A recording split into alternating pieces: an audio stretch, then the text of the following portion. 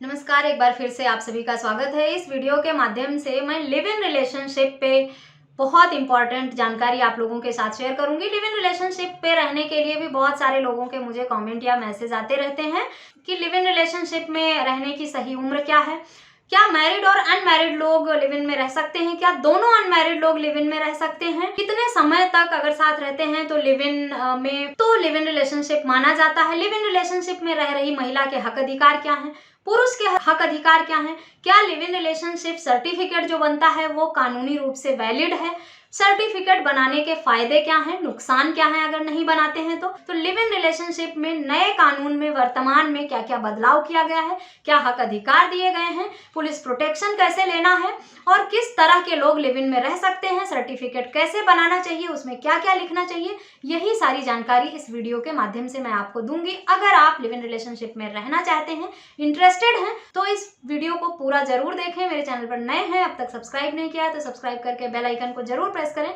ताकि इस तरह की और भी इंफॉर्मेटिव वीडियोस आपको मिलती रहें। तो चलिए सबसे पहले जानते हैं लिव इन रिलेशनशिप में रहने की लीगल एज क्या है। दोनों की उम्र 18 साल की होनी चाहिए बस, और कोई उम्र का बाउंडेशन नहीं है, ना लड़का लड़की की कोई अलग अलग उम्र रखी गई। 18 साल की उम्र पूरा किया हुआ व्यक्ति, चाहे वो लड़का है या लड़की, यानी अगर वो एडल्ट हो गया है, वयस्क हो गया है, तो वो लिव इन रिलेशनशिप में रह सकता है। अब सवाल है कि मैरिड या अनमैरिड, दोनों अनमैरिड लोग भी रह सकते हैं, दोनों मैरिड लोग भी रह सकते हैं और एक मैरिड एक अनमैरिड लोग भी रह सकते हैं लिव इन रिलेशनशिप में। ये और बात है कि कुछ हाई कोर्ट के जजमेंट आए हैं जिसमें मैरिड व्यक्ति के साथ लिव इन रिलेशनशिप में रहने वाले व्यक्ति को हाई कोर्ट ने गलत माना है और उस पर अलग अलग तरीके के जजमेंट भी दिए हैं। अगर आप लिव इन रिलेशनशिप पे आए हुए इस तरह के जजमेंट को पढ़ना चाहते हैं तो मेरे चैनल की प्लेलिस्ट में जाकर लिव इन रिलेशनशिप पे बनाई गई जो और वीडियोस हैं उन्हें देख सकते हैं, समझ सकते हैं। पुलिस प्रोटेक्शन की मांग आपको अगर आप करते हैं तो मिलती है, लेकिन वो तभी मिलती है, नॉर्मली नहीं मिलती है, जब आपको किसी से खतरा हो, सामाजिक रूप से खतरा हो। कोई व्यक्ति, समाज के लोग, जैसे दो अलग अलग जाति धर्म के लोग अगर रिलेशनशिप में रहने लगते हैं तो वहां पे लोग आपत्ति जताते हैं, या शादीशुदा और अनमैरिड व्यक्ति अगर रहते हैं तो वहां लोग ऑब्जेक्शन करते हैं। ऐसे में समाज के लोग कई बार विरोध करने लगते हैं, दुश्मन हो जाते हैं उनके, या माता पिता ही दुश्मन बन जाते हैं, धमकाते हैं। तो अगर आप इस तरह से लिव इन रिलेशनशिप में रह रहे हैं जहां लोगों के विरोध का सामना करना पड़ रहा है और आपको लग रहा है कि आपके साथ कोई भी दुर्घटना हो सकती है, घटना हो सकती है, तो आप पुलिस प्रोटेक्शन की मांग कर सकते हैं हाई कोर्ट में एप्लीकेशन लगाकर। और अगर कोर्ट को ये लगता है कि आपको खतरा है, आपकी जान को खतरा है और आपको प्रोटेक्शन की जरूरत है, तो हाई कोर्ट से आपको प्रोटेक्शन का आदेश हो भी जाता है। यहाँ पर एक चीज और क्लियर कर दूं कि आपके परिवार वाले, रिश्तेदार या जो भी आपके आस पड़ोस के लोग हैं, आप रिलेशनशिप में रह रहे हैं और आपको धमकाया जा रहा है, डराया जा रहा है, तब आप भारतीय न्याय संहिता के सेक्शन 351 के अंतर्गत उन व्यक्तियों के खिलाफ कार्रवाई करके उन्हें पनिश करा सकते हैं। तो ये दो अधिकार हैं आपके जो कानून से आपको दिए गए हैं कि एक तो आप पुलिस प्रोटेक्शन की मांग कर सकते हैं, दूसरा धमकी अगर कोई देता है तो आप उसके खिलाफ कानूनी कार्यवाही कर सकते हैं। अब बात करते हैं लिव इन रिलेशनशिप में रह रही महिला के हक अधिकार क्या है।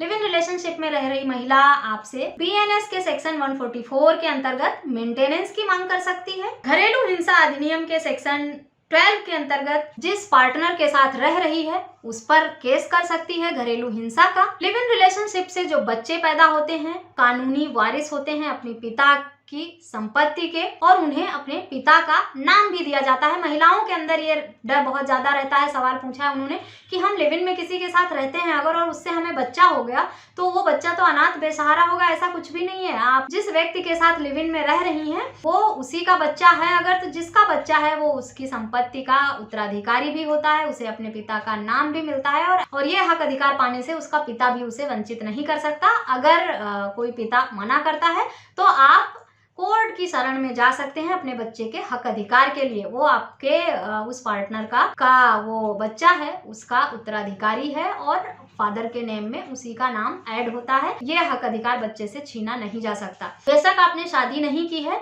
लेकिन वो बच्चा गैर कानूनी नहीं होगा, वो बच्चा कानूनी वारिस ही माना जाता है। लोगों के मन में ये गलत धारणा है कि अगर बिना शादी के पैदा किया तो वो नाजायज बच्चा होगा, उसको कानूनी हक अधिकार नहीं मिलेंगे। ऐसा बिल्कुल नहीं है। जो उसका फादर है नेचुरल गार्जियन वही उसकी संपत्ति में हिस्सा भी ले सकता है और अपने फादर से नाम पाने का भी हक अधिकार है उसको। तो इस बात का डर अपने दिमाग से निकाल दें।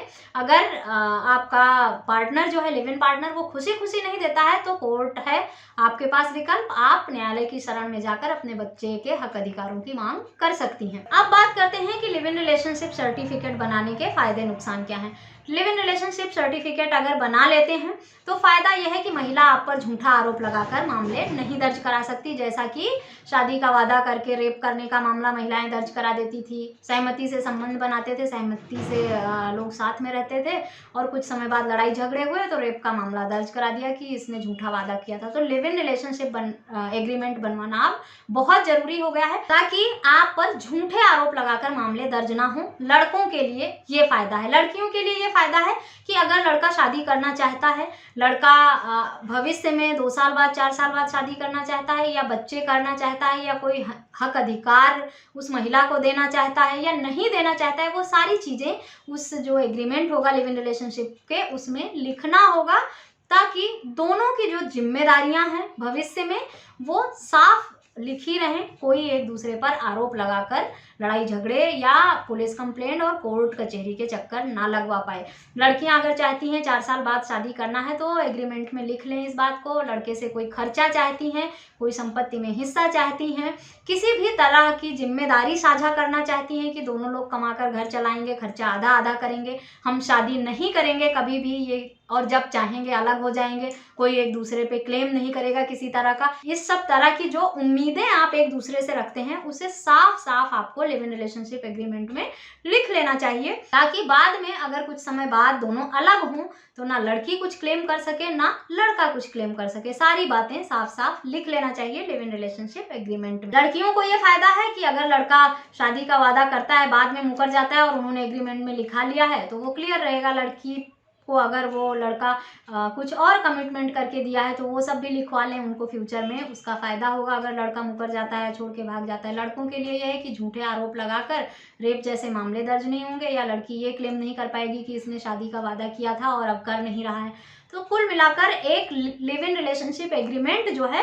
वो एक समझौता पत्र है, आप दोनों के बीच में एक कॉन्ट्रैक्ट है जिसमें आप दोनों अपनी अपनी बातें लिखेंगे अपनी सहमति से और उससे साइन कर लेंगे विटनेस के सामने और उसे कोर्ट से या तो रजिस्टर्ड करा लेंगे या नोटराइज करा लेंगे ताकि भविष्य में किसी भी तरह के लड़ाई झगड़े और विवाद उत्पन्न होने की संभावना ना हो।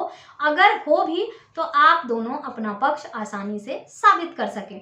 लिव इन रिलेशनशिप बनाने के लिए आप अपने नियर किसी एडवोकेट से संपर्क कर सकते हैं अपने शहर में, या मुझसे ही बनवाना चाहते हैं तो आप मुझे वीडियो में दिए गए नंबर पर संपर्क करके बात कर सकते हैं। आशा करती हूँ लिव इन रिलेशनशिप पर जो जानकारी मैंने आपको दी है ये यूजफुल होगी। इस तरह के किसी अन्य टॉपिक पर भी अगर आप मुझसे जानकारी चाहते हैं तो मुझे कमेंट करके ज़रूर बताएं।